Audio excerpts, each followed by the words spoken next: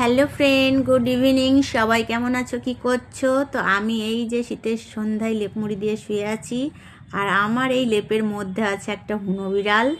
তো এবার দেখো হুনো বিড়ালটা কেমন বেরিয়ে পড়বে লেপের মধ্যে থেকে। কই হুনো বিড়াল, হুনো বিড়াল দেখি।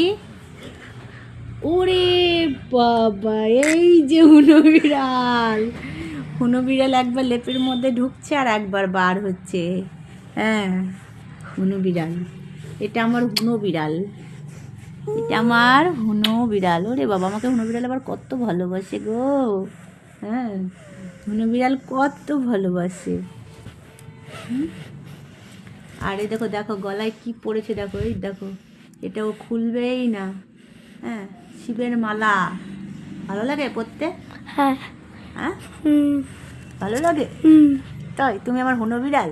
হুম। সত্যি? হুম।